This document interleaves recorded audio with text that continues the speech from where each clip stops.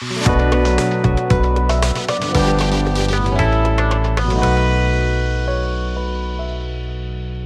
वालेकुम।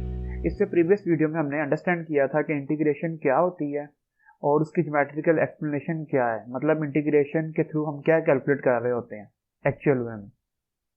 वो हमारा क्लियर हो गया था प्रीवियस वीडियो में। आज हम क्या करेंगे, आज हम इंटीग्रेशन अप्लाई करने के लिए, मतलब अगर हमारे पास एक क्वेश्चन है, हमें कहा जाता है इसको इंटीग्रेट करें, तो उसके लिए कुछ फार्मूले चाहिए होते हैं। ठीक हो गया। तो आज हम उसमें से ना हम कुछ फार्मूलों को स्टडी करेंगे जो स्टैंडर्ड फार्मूले हैं।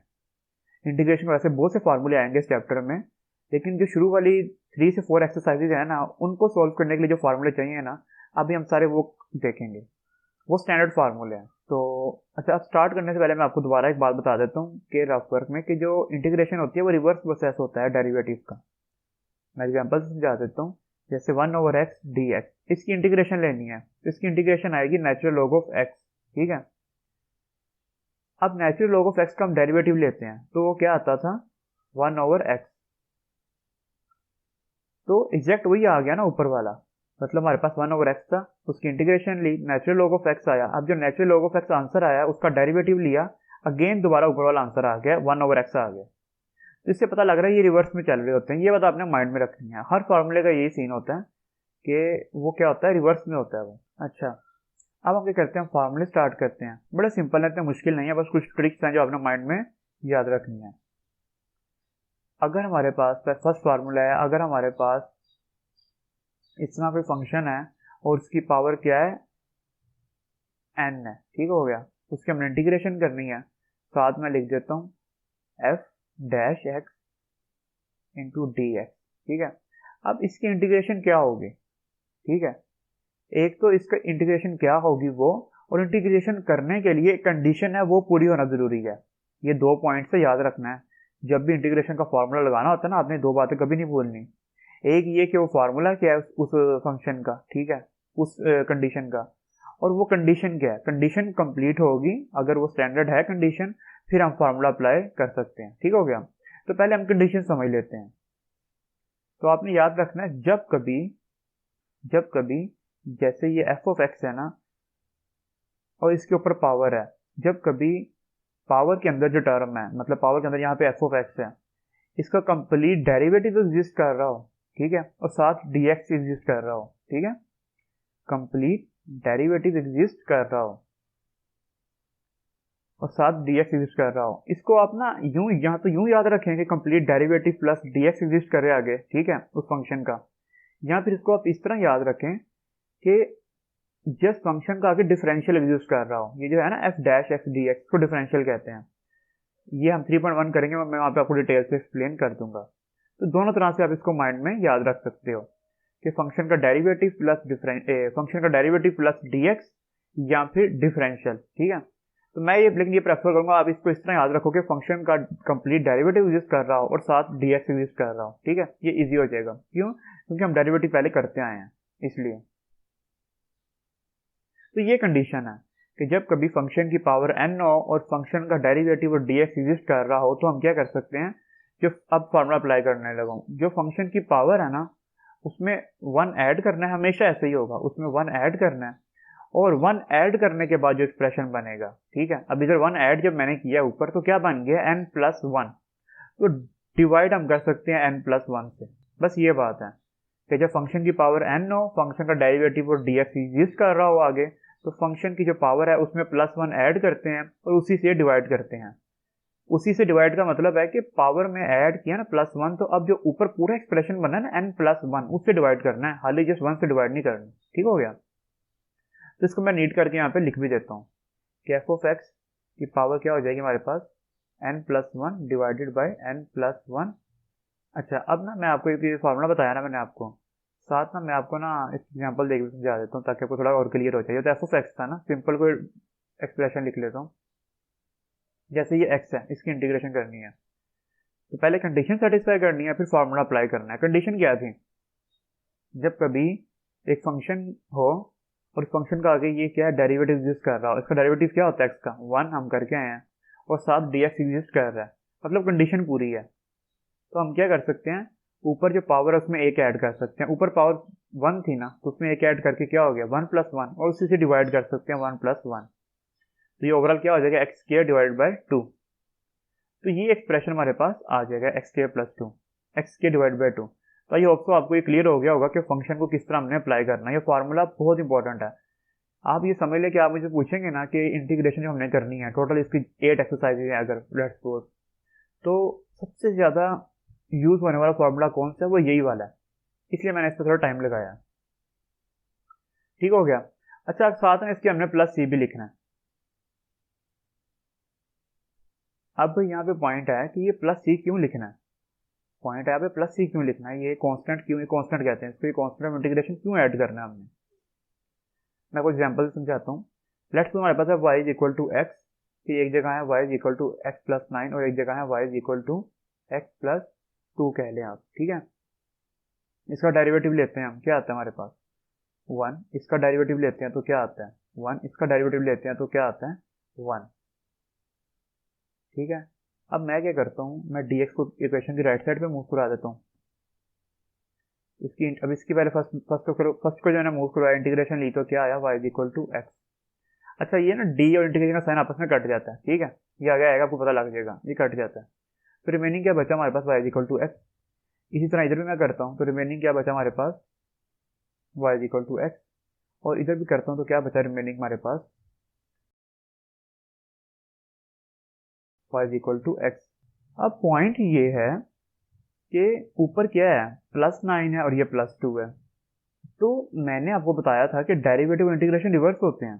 तो अगर एक फंक्शन हो, उसका डेरिवेटिव लें, तो जो आंसर आया उसकी अगेन डिफरेंशिएशन करें, उसकी अगेन इंटीग्रेशन करें, तो आंसर वापस ऊपर आ जाना चाहिए ना। जैसे y = x था, ठीक है, इसका डेरिवेटिव लिया, क्या आया 1 आया ना। अब इसकी इंटीग्रेशन की तो क्या आंसर आया x आया, ये ठीक है। अब y = x + 9 था, इसका डेरिवेटिव लिया 1 आया। अब इसकी इंटीग्रेशन की तो x आया, लेकिन इसकी इंटीग्रेशन करके x नहीं x + 9 आना चाहिए था। तो यहाँ पे ये कांस्टेंट मिस है ना, यहाँ पे अगर देखें तो इस तरह 9 में भी मिस है और +9 में मिस है और इधर +2 मिस है। तो इसको मिस को कवर करने के लिए ना हमने c ऐड किया हुआ है। जनरल से हमने c डाल देते हैं कि यहाँ पे कोई कांस्टेंट भी आ सकता है। ठीक हो गया, तो पीछे c की ये स्टोरी है। आई होप तो आपके फार्मूला भी क्लियर हो गया होगा और ये भी क्लियर हो गया होगा कि कांस्टेंट ऑफ इंटीग्रेशन हम क्यों ऐड करते हैं। ठीक हो गया। अब हम क्या करते हैं, अपने सेकंड फार्मूले की तरफ मूव करते हैं। वो बड़ा सिंपल सा है, जो मैंने आपको भी कांस्टेंट में बता भी दिया। वो ये है कि जब कभी इस तरह एक्सप्रेशन आए ना, खाली dx हो, उसकी इंटीग्रेशन करनी हो, तो d इंटीग्रेशन में कट जाता है, क्योंकि मैंने आपको बताया ना ये रिवर्स है, एक दूसरे को कैंसिल आउट कर देते हैं, बैलेंस कर देते हैं। तो जो रिमेनिंग रहेगा वो लिख देंगे। रिमेनिंग क्या बचेगा x, तो हम x लिख देंगे बस। ठीक हो गया, और साथ कांस्टेंट ऑफ इंटीग्रेशन आ जाएगा। इसको मैं नीट करके लिख देता हूँ, तो ये आ गया हमारे पास फार्मूला। ठीक हो गया, तो 2 फार्मूले हो गए। अब थर्ड फार्मूला हम देखते हैं, वो क्या हमारे पास, अगर हमारे पास किसी कांस्टेंट की इंटीग्रेशन हमने करनी हो, ठीक है, मतलब जैसे इंटीग्रेशन a dx, हमने ये कांस्टेंट की इंटीग्रेशन करनी है। ठीक हो गया, इसकी कैसे करते हैं, इसका बड़ा सिंपल सा रूल है, आपने याद रखना है। जिस तरह डेरिवेटिव में नहीं करते थे हम कि अगर 2x है, डेरिवेटिव लेना है, तो 2 को हम डेरिवेटिव के साइन से बाहर ले आते थे और x की इंटीग्रेशन कर लेते थे। इसमें भी ऐसे ही है, इसमें कांस्टेंट को हम बाहर ले आएंगे। ठीक है, तो बाहर आके ये कुछ इस तरह का एक्सप्रेशन बन जाएगा। अब आगे हमें पता है क्या करते होते थे, ऊपर फार्मूला मैंने आपको करवाया है, फार्मूला नंबर 2, उसमें हम डी को हम इंटीग्रेशन के साइन से काट के वाली एक्स लिख लेते थे। इधर भी डी को इंटीग्रेशन के साइन से काटेंगे तो एक्स आ जाएगा हमारे पास। ठीक है, ए एक्स आ गया और plus constant of integration. Clear हो गया कांस्टेंट की इंटीग्रेशन किस तरह लेते हैं। तो मैं इसको यहाँ पे नीट करके लिख देता हूँ। अब तो ये हमारे पास आ गई कांस्टेंट की इंटीग्रेशन। ठीक हो गया, अब हम देखते हैं हमारा फार्मूला 4 क्या है। अच्छा, यहाँ पे ना एक पॉइंट स्किप है, मैं लिख देता हूँ ऊपर कि ये ऊपर आपने याद रखना है, n is not is equal to -1। n कभी -1 नहीं हो सकता। क्यों, मैं इसको बता देता हूँ। लेट्स सपोज अगर यहाँ पे n -1 है, तो -1 + 1 0 हो गया। तो जब कभी समथिंग ओवर 0 आ जाए, मतलब ऊपर कोई वैल्यू है लेकिन नीचे 0 हो गया, तो वो अनडिफाइंड नहीं हो जाता। ठीक है, तो इसलिए ना n -1 नहीं कभी हो सकता, बाकी कुछ भी हो सकता है। अच्छा, अब मैं आपको एक पॉइंट बता दूँ आपको यहाँ पे कि ये वाला जो फार्मूला है ना, फर्स्ट फार्मूला, ये हम कहते हैं इंटीग्रेशन का पावर रूल कहते हैं इसको। जिस तरह ये नीचे वाला पावर रूल था ना हमारे पास कि अगर x स्क्वायर है इसका हम डेरिवेटिव लेते थे तो इस तरह का आता था, तो इसको हम पावर रूल कहते थे। तो इसी तरह ना ये ऊपर वाला ना इंटीग्रेशन का पावर रूल है। ठीक हो गया। अच्छा, अब यहाँ पे एक पॉइंट है मैंने आपको बताना है कि जब डेरिवेटिव करते थे हम, जब कांस्टेंट की पावर वेरिएबल होती थी, पावर रूल में तो वेरिएबल की पावर कांस्टेंट होती है ना, आपको बता दिया मैंने अभी। जब इधर कांस्टेंट की पावर वेरिएबल हो, मतलब 5 की पावर x है, तो इसका डेरिवेटिव कैसे लेते थे हम कि पहले हम 5 की पावर x को एज इट इज लिखते थे, फिर हम क्या करते थे कि जो कांस्टेंट है ना उसका नेचुरल लॉग लेते थे, ठीक है, फिर जो पावर है ना ऊपर उसका डेरिवेटिव लेते थे। ये हमारा स्टैंडर्ड तरीका होता है कांस्टेंट की पावर वेरिएबल लेने का, डेरिवेटिव का तरीका। ठीक है, तो अब ये है कांस्टेंट की पावर वेरिएबल। ठीक है, अब इसी तरह अगर हम देखें कि हमने कांस्टेंट की पावर वेरिएबल की इंटीग्रेशन लेनी है, वो किस तरह लेंगे उसको समझ लें आप। मैं इसको एग्जांपल से समझाता हूँ आपको। लेट्स सपोज a की पावर x है हमारे पास, ठीक है, अब इसकी इंटीग्रेशन लेनी है। अच्छा, तो अब मैंने आपको बताया था ना कि पहले कंडीशन सेटिस्फाइड करते हैं, फिर फार्मूला अप्लाई करते हैं। तो कांस्टेंट की जो पावर है वेरिएबल है, उसकी कंडीशन क्या होती है कि जो पावर में है ना, मतलब जो वेरिएबल है उसका कंप्लीट डेरिवेटिव आगे यूज कर रहा हो, वो क्या होता है एक्स का डेरिवेटिव 1। तो वो अगर हम नहीं भी यूज कर रहा तो हम पता 1 लिख सकते हैं, ठीक है, और साथ dx यूज कर रहा हो, तो ये दोनों चीजें यूज कर रही हैं। तो अब हम देखते हैं इसकी इंटीग्रेशन कैसे लेते हैं। इसकी इंटीग्रेशन का तरीका ये होता है कि कांस्टेंट की पावर वेरिएबल को एज इट इज लिखते होते हैं, ठीक है, जैसे ऊपर हमने लिखा था ना 5 की पावर x, बिल्कुल ऐसे ही एग्जैक्ट वैसे ही लिखते हैं। ठीक है, साथ हम क्या करते हैं, डिवाइड कर देते हैं। जैसे ये नेचुरल लॉग ऑफ कांस्टेंट लिखा था ना ऊपर आ गया हमने, तो इधर डिवाइड में हम लिख देते हैं नेचुरल लॉग ऑफ कांस्टेंट, मतलब natural log of a। Clear हो गया आपको, और साथ इंटीग्रेशन ऑफ का कांस्टेंट। ठीक है, तो ये मेथड होता है कांस्टेंट की पावर वेरिएबल की इंटीग्रेशन लेने का। ठीक है, कि पहले क्या कहते हैं, कांस्टेंट की power variable as it is लिखते हैं और डिवाइड कर देते हैं नेचुरल लॉग ऑफ कांस्टेंट से। इसको मैं नीट करके यहाँ पे लिख देता हूँ। लेट्स सपोज हमारे पास a की पावर f ऑफ x है, उसकी इंटीग्रेशन लेनी है, साथ हमारे पास पावर का डेरिवेटिव यूज कर रहा है, साथ dx यूज कर रहा है, तो हम a की पावर f ऑफ x को एज इट इज लिखेंगे और नेचुरल लॉग ऑफ कांस्टेंट ले लेंगे। ठीक हो गया, तो ये हमारे पास क्या है, मेथड हो गया। अच्छा, अब यहाँ पे ना जो a है, मैं कहता हूँ मैं इधर a की जगह e लिख देता हूँ, अगर तो क्या हो जाएगा हमारा, e की पावर f ऑफ x आ जाएगा। ठीक है, इंटीग्रेशन लेनी है, साथ f डैश x आ जाएगा और साथ dx आ जाएगा। अच्छा, ऊपर प्लस c भी आना था। अब इसका क्या होगा कि कांस्टेंट की power variable as it is आएगा और डिवाइड कर देंगे नेचुरल लॉग ऑफ e से, क्योंकि e ये कांस्टेंट ही होता है, और साथ प्लस c। अच्छा, अब एक पॉइंट बड़ा इंटरेस्टिंग है कि नेचुरल लॉग ऑफ e का आंसर क्या होता है, 1, उसे लिखने की हमें जरूरत ही नहीं है। ठीक है, तो ये बात आपने याद रखनी है कि जब हम सोल्व कर रहे होंगे तो हम नेचुरल लॉग ऑफ e वाले जो एक्सप्रेशन आएगा तो हम लिखा ही नहीं करेंगे उसको। अब हम देखते हैं हमारे पास नेक्स्ट फार्मूला क्या है। अगर हमारे पास एक्सप्रेशन होना इस तरह f dash x divided by f of x dx, मतलब क्या, मैं आपको बता देता हूँ कि जब कभी नीचे वाला जो हमारे पास एक्सप्रेशन है ना डिनोमिनेटर में, उसका कंप्लीट डेरिवेटिव ऊपर एग्जिस्ट कर रहा हो, ठीक है, तो हम क्या करते हैं उसकी इंटीग्रेशन कैसे लेते हैं, natural log of denominator plus सी। ये बात याद रखनी है, दोबारा बता देता हूँ, जब कभी नीचे वाले डिनोमिनेटर वाली वैल्यू का कंप्लीट डेरिवेटिव ऊपर एग्जिस्ट कर रहा है तो हम उसकी इंटीग्रेशन क्या करते हैं, natural log of denominator, simple. तो इसको मैं नीट करके लिख देता हूँ।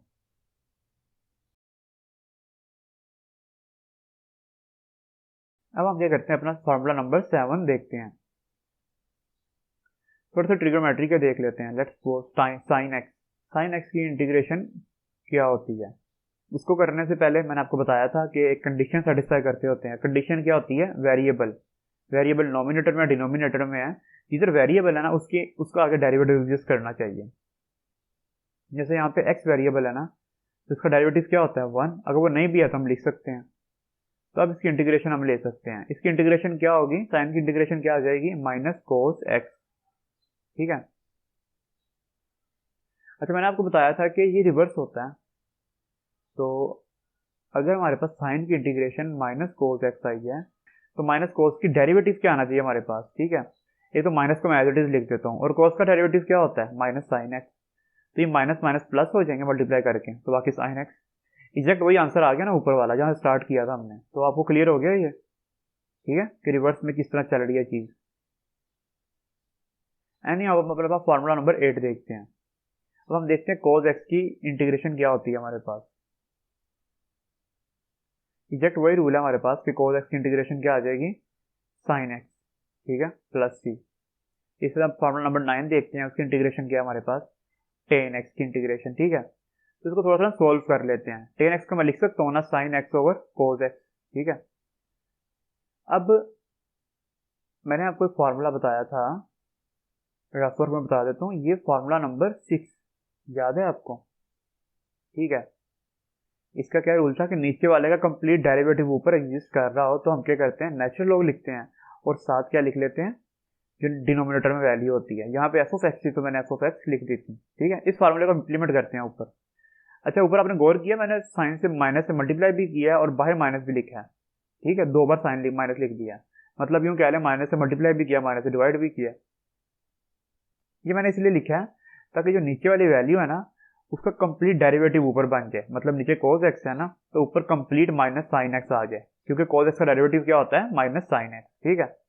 तो अब मैं लिख नहीं सकता natural log of cos x और साथ माइनस आ जाएगा बाहर और प्लस कांस्टेंट, तो ये हमारे पास इंटीग्रेशन आ जाएगी tan x की, ठीक है। इसको मैं नीट करके लिख देता हूँ,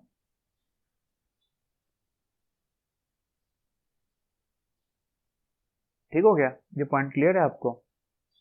तो ना टेन का एक तो फार्मूला ये होता है हमारे पास, टेन का एक दूसरा फार्मूला भी होता है, कभी ये यूज करेंगे कभी दूसरा करेंगे। वो कैसे बनेगा मैं आपको बता देता हूँ। ये माइनस है ना, इसको हम इधर स्टार्ट में ले जाएंगे, ठीक है। ये नेचुरल लॉ की प्रॉपर्टी होती है कि स्टार्ट वाला जो साइन होता है ना उसको हम पावर में लेके जा सकते हैं आगे, ठीक है। और जो पावर में अगर हो तो उसको हम स्टार्ट में ला सकते हैं, ठीक है। तो मैं माइनस को इधर पावर में ले जाऊंगा -1 में, ठीक है। तो पहले मैं ये करता हूँ काम, चीज़ हम इसको ले आया पावर में, ठीक हो गया। अब हमें पता है कि जब कोई पावर -1 में है तो उसको +1 में कन्वर्ट करना है तो उसको डिवाइड में ले जाएंगे हम, ठीक है। तो इस माइनस को ना मैं क्या करूंगा, cos x को डिनोमिनेटर में ले आऊंगा ताकि -1 +1 में कन्वर्ट हो जाए। तो नेचुरल लॉग क्या हो जाएगा हमारा, 1 ओवर cos x, ठीक है। तो ये प्लस ही एज इट इज आ जाएगा। अब हमें पता है 1 ओवर cos x किसका होता है, रेसिप्रोकल सीकेंट x के इक्वल होता है, ठीक है। और ये प्लस सी, तो tan x का हमारे पास एक ये फार्मूला भी आ गया, ठीक है, और एक फार्मूला ये ऊपर आया था। ये 2 फार्मूले हैं tan x के हमारे पास, ठीक हो गया। ये ऑल्सो आपको दोनों फार्मूले क्लियर हो गए होंगे कि किस तरह बने हैं। अब नेक्स्ट स्लाइड पे नेक्स्ट फार्मूला देखते हैं, वो फार्मूला नंबर 10 देखते हैं। वो क्या है, कोट एक्स की हम देखते हैं इंटीग्रेशन क्या होती है, ठीक है। तो फर्स्ट ऑफ ऑल आपको पता है कोट एक्स को मैं लिख सकता हूँ ना cos x over sine x, तो ये मैंने लिख दिया cos x over sine x, ठीक है।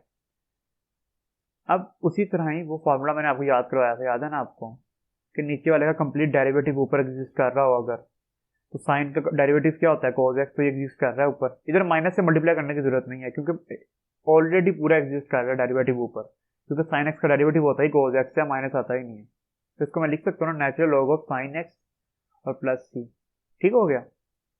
अब हम देखते हैं हमारा फॉर्मूला नंबर 11 क्या है, सीकेंट स्क्वायर x dx। इसका देखते हैं हमारे पास इंटीग्रेशन क्या आएगी, ठीक है। इसकी आपने डायरेक्ट याद रख लेनी है कि सीकेंट स्क्वायर x की इंटीग्रेशन होती है टेंजेंट x, ठीक है। ये रटा लगा लेना, ठीक है, क्योंकि टेन एक्स का डेरिवेटिव क्या था हमारे पास, याद हो आपको, सीकेंट स्क्वायर एक्स, ठीक है। तो सीकेंट स्क्वायर एक्स की इंटीग्रेशन क्या आ गई, टेन एक्स। अच्छा, अब हम क्या करते हैं, फॉर्मूला नंबर 12 देखते हैं। अब सीकेंट स्क्वायर एक्स की इंटीग्रेशन है तो इसी तरह कोसेकेंट स्क्वायर एक्स की भी कोई इंटीग्रेशन होगी, तो वो क्या हमारे पास, minus cotangent x plus C, ठीक हो गया। जो याद रखनी है, क्योंकि कोटेन एक्स का डेरिवेटिव क्या होता था, माइनस कोसेकेंट स्क्वायर एक्स, ठीक है। तो साथ मैंने कोट के साथ माइनस क्यों लिखा है, ताकि कोसेकेंट स्क्वायर एक्स से वो बैलेंस हो जाए। अब हम देखते हैं फॉर्मूला नंबर 13 क्या है हमारे पास। अब हमने याद है एक पढ़ा होगा secant x into tangent x, ठीक है। ये किसका डेरिवेटिव होता था, secant into tangent x, secant x का ना। तो secant x into tangent x की इंटीग्रेशन क्या हो जाएगी, रिवर्स में सीकेंट एक्स, ठीक है, और साथ प्लस सी, रिवर्स में चल रहा है सारी चीजें, याद है ना आपको। उसका डेरिवेटिव हमने क्या किया था सीकेंट एक्स का, सीकेंट इंटू टेंजेंट एक्स, तो वही मैंने लिख दिया इधर। अच्छा, अब हम देखते हैं हमारा फॉर्मूला नंबर 14 क्या है।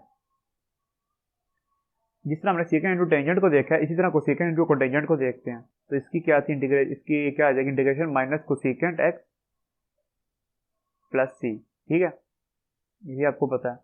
अब फॉर्मूला नंबर 15 में हम देखते हैं कि सीकेंट एक्स की इंटीग्रेशन क्या होती है, ठीक है। तो इसकी इंटीग्रेशन निकालने के लिए 2-3 स्टेप्स हैं, पर मैं आपको वो करवा देता हूँ। मैं क्या करता हूँ, ये सीकेंट एक्स है ना, इसको secant into tangent secant x plus tangent x से मल्टीप्लाई भी करता हूँ और secant x plus tangent x से डिवाइड भी करता हूँ। ये मैंने कर दिया। अब आगे बताता हूँ रफ वर्क में आपको मैं कि ये सीकेंट को मैं अंदर मल्टीप्लाई कर देता हूँ, ठीक है। देखते हैं मल्टीप्लाई करके क्या एक्सप्रेशन आता है।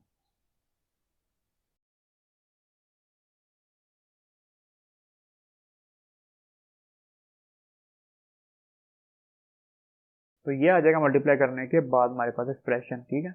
अब दोबारा वही वाला फार्मूला ये मैंने आपको बताया था कि नीचे वाले एक्सप्रेशन का कंप्लीट डेरिवेटिव ऊपर एग्जिस्ट करना चाहिए, तब हम नेचुरल लॉग वाला फार्मूला लगा सकते हैं।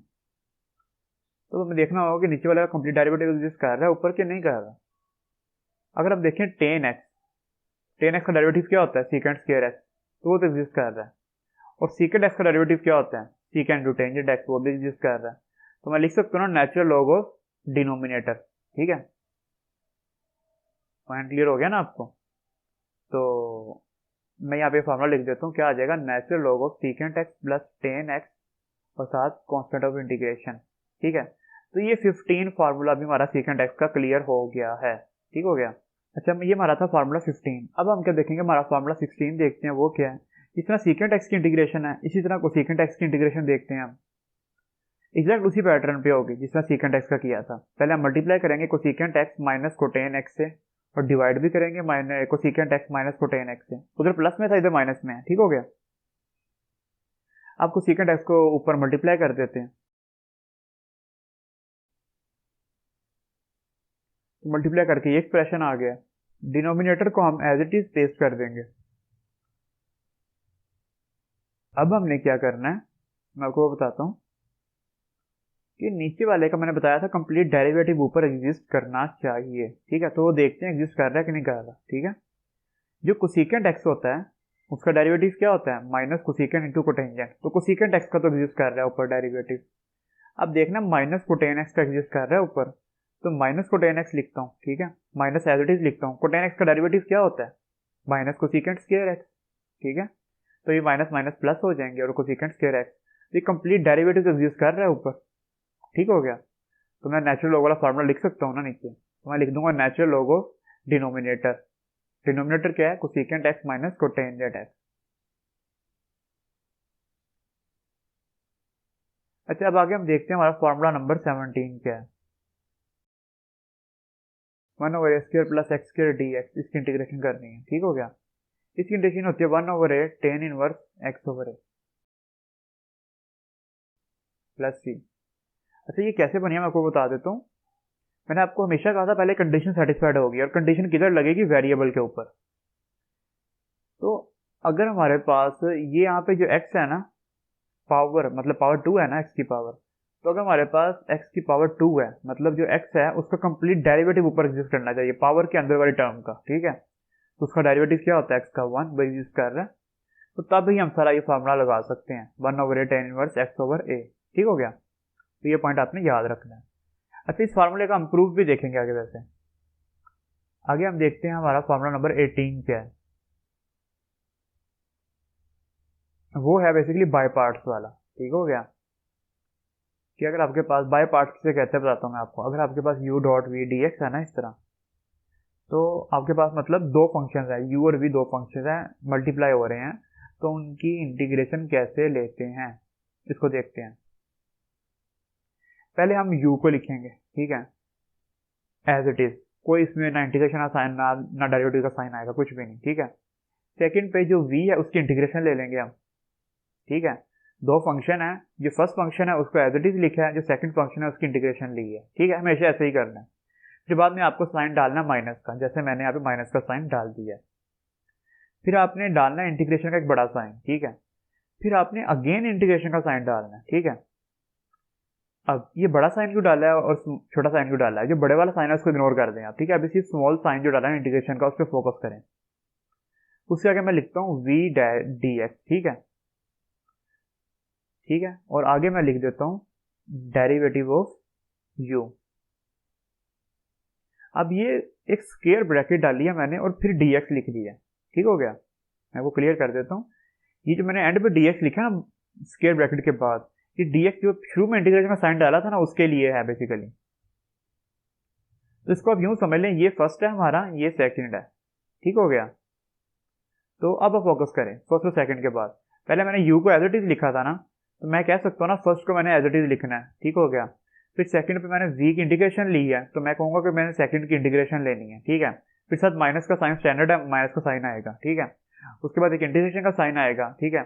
उसके बाद अगेन इंटीग्रेशन मैंने किसकी ली है, v की, तो मैं कहूंगा मैंने इंटीग्रेशन लेनी है सेकंड की, ठीक हो गया। फिर मैंने डेरिवेटिव लिया u का, मतलब डेरिवेटिव लिया फर्स्ट का, ठीक है। और इन दोनों का जब हम सोल्व कर लेंगे ना, ये लास्ट वाला स्टेप है स्क्वायर ब्रैकेट वाला, फिर अगेन जो आंसर आया होगा उसके अगेन इंटीग्रेशन लेंगे, ठीक है।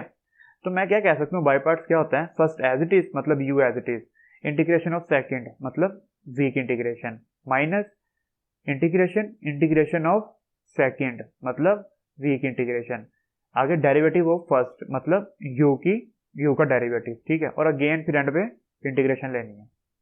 तो ये बाय पार्ट्स का तरीका होता है कि दो फंक्शन है वो मल्टीप्लाई हो रहे हैं तो उनकी इंटीग्रेशन हम बाय पार्ट्स के थ्रू लेते हैं, इसको बाय पार्ट्स कहते हैं इसकी इंटीग्रेशन को, ठीक है। इसको बाकी मैं आपको अभी अगर आपको थोड़ा बहुत क्लियर नहीं भी हुआ ना बाय पार्ट्स का, इस बाय पार्ट के ऊपर मैं आपको एक सेपरेट वीडियो में बताऊंगा कि बाय पार्ट्स किस तरह लेते हैं, क्या तरीकाकार होता है। तो अगर इधर नहीं भी समझ आया ना बिल्कुल क्लियर, तो पैनिक करने की नीड नहीं है। इस पर हमने पूरी एक्सरसाइज भी सोल्व करनी है, इसको मैं एक सेपरेट वीडियो में एक्सप्लेन भी करूंगा बाय पार्ट्स को सारा, ठीक हो गया।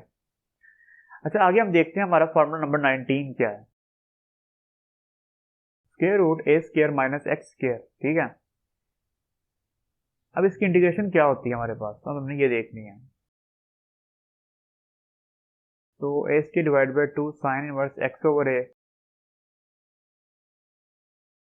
Plus X divide by 2 A square minus x square square root, ठीक है, और साथ कॉन्स्टेंट ऑफ इंटीग्रेशन, ठीक है। यहाँ पे मैं dx लिख देता हूँ साथ। तो ये जो है ना बेसिकली, अच्छा ये जो फॉर्मूला है ना इसको आपने एज इट इज याद करना पड़ेगा इसको भी, ठीक है। इनके प्रूफ वगैरह भी हैं लेकिन ये भी फॉर्मूला आपको एज इट इज याद करना पड़ेगा। आगे फॉर्मूला नंबर 20 है, ऊपर माइनस का साइन था ना बीच में, ए स्क्वायर माइनस एक्स स्क्वायर, अब ए स्क्वायर प्लस एक्स स्क्वायर का आ जाएगा फॉर्मूला। इसका देखते हैं क्या आता है हमारे पास। इसकी होती है X divide by 2 square root A square plus X square plus A divide by 2 natural log of X plus square root A square plus X square और प्लस सी, ठीक हो गया। तो ये फार्मूला आ गया हमारे पास 20 फार्मूला। अच्छा यहाँ पे ना ये ए के ऊपर स्क्वायर आता होता है, ये स्क्वायर आ जाएगा, ठीक हो गया। अब फार्मूला नंबर 21 देखते हैं, वो क्या हमारे पास, स्क्वायर रूट किसका लेना है, एक्स स्क्वायर माइनस ए स्क्वायर। ऊपर प्लस में जा रहे थे अब ये माइनस में आ गया, ऊपर प्लस में था ना अब नीचे माइनस में आ गया, एक्स स्क्वायर माइनस ए स्क्वायर।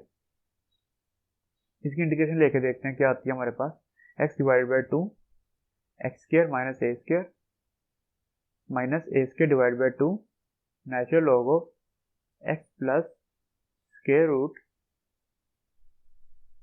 एक्स स्क्वायर माइनस ए स्क्वायर और प्लस सी।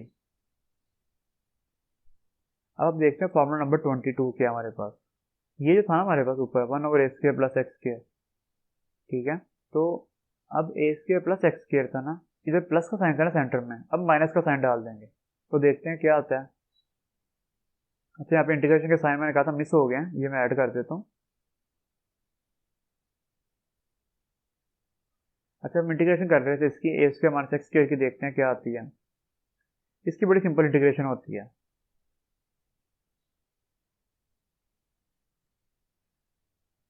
वन ओवर 2a और साथ आ जाएगा sign A natural log of A plus X divide by A minus X plus C. तो ये है इंटीग्रेशन आपने याद रखनी है, ठीक है। ये सारी इंटीग्रेशन आपको याद करनी पड़ेंगी, ठीक है। ये अगर मुश्किल है, जिस तरह मर्जी आप माइंड में जिस तरह मर्जी स्टेप्स बनाए, लेकिन इनको याद करना है आपने। अब फॉर्मूला नंबर 23 देखते हैं, वो क्या हमारे पास, 1 divide by X square minus A square, ठीक है। इसकी इंटीग्रेशन क्या आ जाएगी हमारे पास, 1 over 2a natural log of X minus A और एक्स प्लस ए। ऊपर से ऑपोजिट हो जाएगी ऊपर वाले फार्मूले से, डायरेक्ट उसके ऊपर किया हमने। फिर 23 फार्मूले हो गए। अब 24 फार्मूला हम देखते हैं, वो क्या है। अच्छा रफ वर्क मैं आपको बता देता हूँ कि ये जो 3 फार्मूले हैं ना, अगर देखें तो अब हम क्या करेंगे, जो आगे करना है हमने, अब आगे ये फार्मूले हैं, बस ये 1 ओवर की फॉर्म में चले जाएंगे, ठीक है, मतलब इनको 1 डिवाइडेड बाई ये फार्मूले आ जाएंगे, ठीक है, वो करते हैं आगे, पता लग जाएगा आपको। अब बस 1 डिवाइडेड बाय, तो क्या आ जाएगा हमारा यहाँ पे ए स्क्वायर माइनस एक्स स्क्वायर। पहले ये वाला कर लेते हैं, इसका फार्मूला क्या होता है हमारे पास, इनवर्स एक्स ओवर ए प्लस सी। बड़ा सिंपल फार्मूला है, आपने याद रखना है। अच्छा, कंडीशन वही चल रही है यहाँ पे, याद रखना है कि जो नीचे एक्स है ना उसका कंप्लीट डेरिवेटिव ऊपर एग्जिस्ट कर रहा हो तब ये फार्मूले लग रहे हैं, ठीक है, ये बात याद रखनी है। जैसे ऊपर 1 है तो डेरिवेटिव एग्जिस्ट कर रहा है, तो सिंपल फार्मूला आ जाएगा। अब अगर अज्यूम करें अगर हम कि जो एक्स है इसकी जगह हमारे पास 2x होता है, अगर फिर हमने फार्मूला अप्लाई करना होता है ये वाला, तो उसका कंप्लीट डेरिवेटिव क्या बनेगा, 2x का 2 बनेगा ना ऊपर, तो हमें ऊपर 2 लिखना पड़ेगा पहले। जब मैं ऊपर 2 लिखूंगा ना तो मुझे फिर 2 से डिवाइड भी करना पड़ेगा, तो ये इस तरह की शेप आ जाएगी, ठीक है ना। फिर ये ऊपर वाला फार्मूला अप्लाई होगा हमारा, फिर ऊपर क्या आ जाएगा 1/2 भी आएगा साथ फार्मूले के, ठीक है ना। ये बात आपने माइंड में रखनी है। अगला फार्मूला क्या था हमारे पास, 1/x स्क्वायर प्लस ए square square root D x. इसका क्या होता है, natural log of X plus square root x square plus A square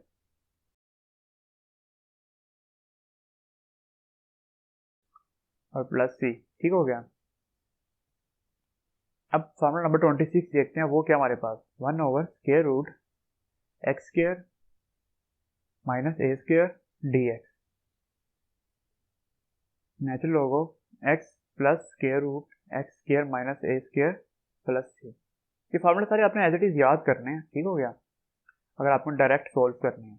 अब हम देखते हैं हमारा फार्मूला नंबर 27 क्या है।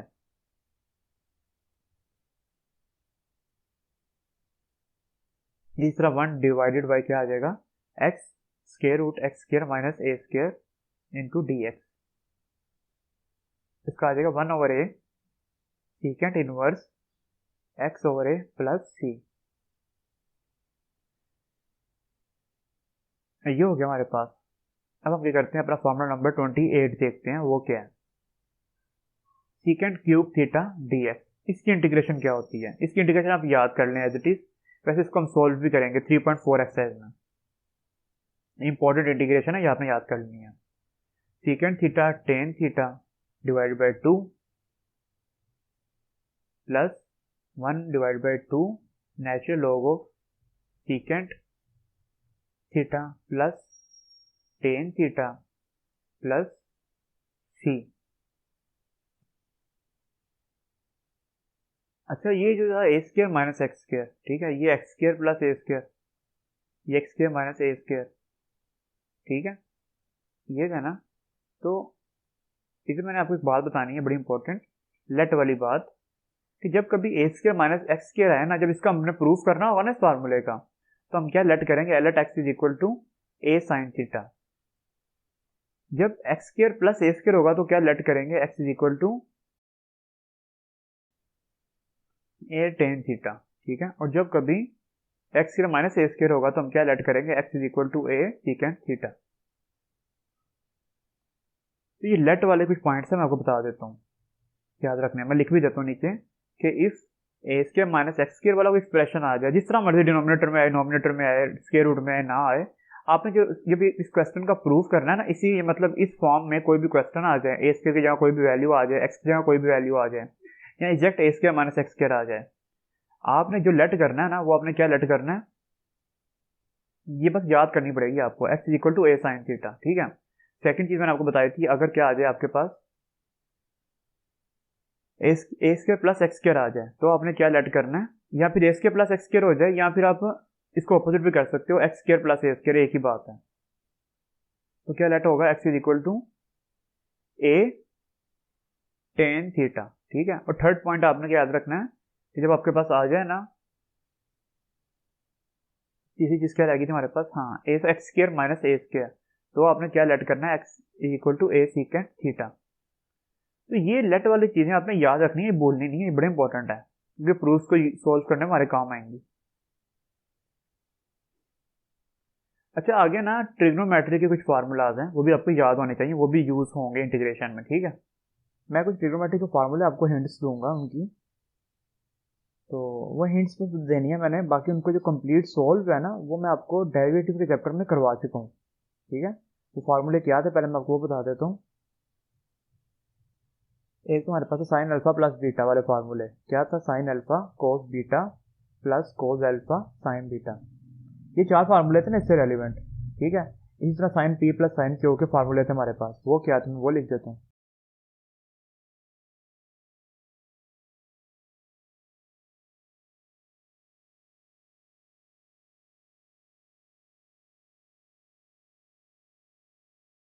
वो ये थे फार्मूले हमारे पास। अब इसी तरह हमारे पास थे कौन से फार्मूले, 2 साइन अल्फा कोस अल्फा, इस तरह के रेलिवेंट। ठीक है, तो ये फार्मूले थे। ये और ये जो तीनों तरह के फार्मूले हैं ना, ये चैप्टर 2 में जब मैंने डेरिवेटिव का चैप्टर कंप्लीट करवाया ना आपको, तो मैंने इन फार्मूलाज को सारे फार्मूले बताए हैं आपको, फिर इनकी प्रैक्टिस करवाई है, और फिर मैंने आपको बताया कि किन ट्रिक्स से इनको क्रैम करना है। ठीक है ना, तो ये मिक्स हो जाते हैं फार्मूले। तो वहाँ पे सारा डिटेल्स है, मैंने पूरा एक वीडियो अपलोड की हुई है इसके ऊपर, ट्रिग्नोमेट्रिक फार्मूलाज के ऊपर। ठीक है, ये 3 नहीं और भी बड़ी तरह के फार्मूले थे, और याद करने के सारे तरीके भी बताए थे। ठीक है, क्योंकि आपको तो ये कहीं से मिल जाएंगे, आप नेट पे लिखोगे ट्रिग्नोमेट्रिक फार्मूला तो ये सारे आ जाएंगे। तो मसला है इनको याद किस तरह करना है, तो मैंने वो भी एक्सप्लेन कर दिया था कि इनको याद किस तरह करना है। ठीक हो गया, इसलिए मैंने यहाँ पे ना इसको ज़्यादा मेंशन नहीं किया, बस एक हिंट दे दिया कि ये फार्मूले हमने पहले किए हुए हैं, आपने वहाँ से देख लेने हैं। क्यों, क्योंकि ये फार्मूले भी यूज़ होंगे इंटीग्रेशन वाला चैप्टर सॉल्व करते हुए। अच्छा, अपना मैं आपको कुछ थोड़े से फार्मूले हैं जो मैंने पहले नहीं बताए सेकंड चैप्टर में, वो अब बता देता हूँ। एक फार्मूला था हमारे पास 1 minus cos theta is equal to 2 sine square theta divide by 2। ये फार्मूला बड़े इंपॉर्टेंट है, ये अभी यूज भी होने हैं, और ये थोड़ा मिस्टेक हो जाती है, इसको जरा ध्यान से मैं बताऊंगा ना जिस तरह, उस तरह याद करना है इनको। अब हम क्या देखते हैं, सेकंड फार्मूला हमारे पास क्या होता है, 1 plus cos theta is equal to 2 cos square theta divided by 2। अच्छा, अब रफ वर्क में ना मैं आपको एक बात बता देता हूँ पहले, कि ये क्या है हमारे पास थीटा, तो जब यहाँ पे थीटा होता है ना, तो ये राइट साइड पे क्या आ जाता है, उसका हाफ, मतलब थीटा डिवाइड बाय 2। ठीक हो गया, तो अगर थीटा डबल कर दूं, यहाँ पे 2 थीटा कर दूं, तो यहाँ पे क्या आ जाएगा, थीटा। ठीक है, इसी तरह यहाँ पे थीटा है, 2 थीटा कर दूं तो यहाँ पे क्या आ जाएगा, थीटा। तो एक तो ये पॉइंट आपने याद रखना है कि एंगल हाफ हो जाता है, ये बात याद रखनी है। ठीक है, अच्छा आगे अगर मैं इसको जरा नीट करके लिख देता हूँ, 1 माइनस कोस थीटा क्या हो जाएगा, 2 साइन स्क्वायर थीटा। ठीक है, इसी तरह यहाँ पे क्या आ जाएगा, 1 plus cos 2 theta is equal to 2 cos square theta. ठीक है, अब ये फार्मूला था हमारे पास, अब ये फार्मूला आ गया। ठीक है, ये था, उससे ये आ गया। ठीक है, अब एक तीसरी तरह का फार्मूला बन सकता है हमारे पास, मतलब हमसे ये ना पूछे कि 1 माइनस कोस थीटा का फार्मूला बताओ, या 1 माइनस कोस 2 थीटा का बताओ। ठीक है, तो हमें पता है, ये अगर हमें वो कहे कि 2 sine square theta divided by 2 का फार्मूला, तो हम बता देंगे। अगर हमें कहे 2 साइन स्क्वायर थीटा का फार्मूला, तो बता देंगे। लेकिन अगर हमसे पूछिए खाली साइन स्क्वायर थीटा का फार्मूला, खाली साइन स्क्वायर थीटा, ये मैंने सर्कल किया है, तो फिर हम इस 2 को क्या करेंगे, तो डिवाइड कर देंगे। ठीक है, तो ये भी माइंड में रखना है, इस तरह इधर भी डिवाइड कर देंगे। ठीक है, तो मैं डिवाइड कर देता हूँ, तो ये 2 नीचे आ गया, तो ये साइन स्क्वायर थीटा में कन्वर्ट हो गया। ठीक है, इस तरह इधर भी है, नीचे आ जाएगा, और ये कोस स्क्वायर थीटा में कन्वर्ट हो जाएगा। अब मैंने आपको एक बात बतानी थी कि ये तो नीचे आ गया, ठीक है, साइन स्क्वायर कोस स्क्वायर का हो गया। इसी तरह ना, इसी तरह ऊपर भी हो सकता है, अगर ये एंगल ऊपर जो भी है, sign square theta divide by 2 का फार्मूला पूछता है ना, sign square theta divide by 2 का, फिर 2 डिवाइड हो जाएगा इधर भी। ठीक है, और इधर भी ऐसे हो सकता है। ठीक है, तो मैंने आपको डायमेंशन से बता दिया, ये एंगल हाफ भी हो सकता है, एंगल फुल भी हो सकता है, इसको 2 से डिवाइड करना पड़ सकता है, हाफ एंगल में भी और फुल एंगल में भी। ठीक है, ये पॉइंट क्लियर है आपको। अब एक पॉइंट मैंने आपको बता दिया एंगल हाफ का चक्कर। ठीक है, ये एंगल फुल हाफ किस तरह होता है। सेकंड पॉइंट, आपने साइन का ध्यान रखना है, यहाँ पे जैसे माइनस का साइन है ना, ठीक है, तो साइन आया है, यहाँ पे प्लस का साइन है तो कोस आया है, बस ये पॉइंट आप याद रख लो। ठीक है, इन फॉर्मुलों को याद करने का बस यही तरीका है, 2 पॉइंट, एक एंगल का फुल और हाफ का चक्कर जो मैंने बता दिया, दूसरा है साइन का, कि अगर साइन माइनस है तो आएगा साइन, SIN, अगर साइन पॉजिटिव है तो आएगा कोस। ठीक है, तो अगर ये 2 पॉइंट आपको याद रहते हैं ना, तो आपको ये फार्मूले याद करने में इशू नहीं आएगा। अदरवाइज ये फार्मूले बड़े सिंपल से देखने में लगते हैं, लेकिन मिस्टेक बहुत ज़्यादा होती है इनमें। इसी चीज़ की वजह से ये एंगल हाफ फुल के चक्कर में और साइन के चक्कर में, कि साइन पॉजिटिव है नेगेटिव है, ठीक है। ये दोनों चीज़ें आपने याद रखनी है, ठीक हो गया। अच्छा, मैं आपको ना कुछ पॉइंट्स और बता देता हूँ, इन्फॉर्मेशन है। जैसे कि 19 नंबर फार्मूला था ना जो हमारे पास, इसका प्रूफ हम किधर करेंगे? इसको हमने सॉल्व करना है 3.4 एक्सरसाइज में, क्वेश्चन 4 में, ठीक है, उसके पार्ट 1 में, ठीक है। इसी तरह ये क्वेश्चन नंबर 21 है ना, इसको भी 3.4 में ही सॉल्व करेंगे, ठीक है, क्वेश्चन 4 में, लेकिन पार्ट 2 में, ठीक हो गया। अब एक पॉइंट और बताता हूँ मैं आपको कि जो ये वाला फार्मूला है ना, इसका प्रूफ किधर देखेंगे हम? एक्सरसाइज 3.3 में होगा ये, क्वेश्चन नंबर 8 का पार्ट ए, ये बात याद रखनी है। अब ये 19 नंबर फार्मूला था ना, 3.3 क्वेश्चन 8B में भी ये आएगा। ये क्या मतलब हुआ कि एक फार्मूला 3.4 में भी आ रहा है और 3.3 में भी आ रहा है। तो बेसिकली ना क्वेश्चन सेम है, प्रूफ भी सेम आएगा, लेकिन मेथड डिफरेंट है प्रूफ निकालने का, डिराइव करने का। जो 3.4 है ना हमारे पास, 3.4 में जब सोल्व करेंगे तो उधर हम लगाएंगे बाय पार्ट्स की इंटीग्रेशन, मतलब सोल्व करेंगे जो फार्मूला नंबर 18 है ना, इस फार्मूले के थ्रू सोल्व करेंगे और ये आंसर निकालेंगे, डेरिवेशन करेंगे हम, ठीक है। यानी कि 3.3 वाला है ना, इसको लेट के तरीके से करेंगे। मैंने आपको बताया था ना कि लेट किस तरह करते हैं। जैसे ए स्क्वायर माइनस एक्स स्क्वायर है, मैंने आपको बताया ना अभी कि ए स्क्वायर माइनस एक्स स्क्वायर हो तो लेट क्या करते हैं, वो लेट इधर यूज होंगे, ठीक है। जैसे 3.3 क्वेश्चन 8 पार्ट बी में इधर भी लेट के तरीके से करेंगे, ठीक है। तो एक ही फार्मूला दो तरह से करेंगे, बाय पार्ट्स भी और लेट से भी, ठीक है। और इसके अलावा भी ना कुछ, ये सारे फार्मूले नहीं हम इसके प्रूफ करेंगे, जितने फार्मूले मैंने आपको कराए हैं इन सबके प्रूफ नहीं करवाऊंगा, ये बहुत लेंथी हो जाएंगे और आपको उसका फायदा भी कोई नहीं है, पेपर में सारे आते भी नहीं है। कुछ कुछ इंपॉर्टेंट्स हैं वो मैं आपको बता देता हूँ कि जो पेपर में आने हैं। तो जैसे क्या है, फॉर एग्जाम्पल जैसे ये वाला फार्मूला है, इसकी मैं डेरिवेशन करवाऊंगा आपको, ठीक है। जैसे ये वाला है, ये भी इंपॉर्टेंट है, इसकी डेरिवेशन करेंगे हम, ठीक है, ठीक हो गया। तो ये फार्मूले कुछ और भी हो सकते हैं अगर आएंगे तो उनकी डेरिवेशंस करेंगे हम, ठीक है। तो कुछ की मतलब मेरा कहने का मतलब है कुछ की हम एक्सरसाइजेज में आएंगे क्वेश्चन, उधर ही डेरिवेशंस हो जाएंगी, कुछ की मैं आपको एक्स्ट्रा करवा दूंगा, ठीक है, जो इंपॉर्टेंट है। सारे इसलिए नहीं करेंगे क्योंकि इस पर आपका इतना ज़्यादा टाइम कंज्यूम हो जाएगा कि आपने पूरा चैप्टर भी करना है और फिर पूरी बुक करनी है, बहुत ज़्यादा, ठीक है। और पेपर में वो आने भी नहीं है फार्मूले, ठीक है। जो एक्स्ट्रा भी करवाऊंगा इसका भी चांस होता है आए या ना आए पेपर में, ठीक है। लेकिन जो क्वेश्चन में आएंगे ना वो लाजमी करने हैं हमने, क्योंकि वो आ सकते हैं पेपर में, ठीक हो गया। तो इधर हमारी वीडियो कंप्लीट हो गई है। मैंने पूरी कोशिश की है कि जितना सिंपलेस्ट फॉर्म में आपको समझा सकता हूँ ना, मैंने किया, ठीक है। मैक्सिमम जितनी एफर्ट पुट हो सकती है मैंने की है, ठीक हो गया। तो इन फार्मूला की मदद से ना मैं आपको बता देता हूँ, टोटल एक्सरसाइजेज हैं 3.1 से लेकर 3.8 तक, ठीक है। 3.1 से 3.4 तक, मतलब जो फर्स्ट 4 एक्सरसाइजेज हैं, मतलब 50% जो चैप्टर है हमारा ऑलमोस्ट इन फार्मूलों से सोल्व हो जाएगा, ठीक है, ठीक हो गया। तो ये फार्मूला अगर आप इनको याद कर लेते हैं, इनको देख लेते हैं एक बार, तो इनके थ्रू हम 4 एक्सरसाइजेज सोल्व कर सकते हैं, ठीक हो गया। और कुछ पॉइंट्स हैं अगर स्किप हो गए जैसे, वो हम एक्सरसाइज सोल्व करते हुए देख लेंगे। जैसे कि अगर इम्प्रॉपर फ्रैक्शन हो, उसको प्रॉपर फ्रैक्शन में कन्वर्ट किस तरह करते हैं।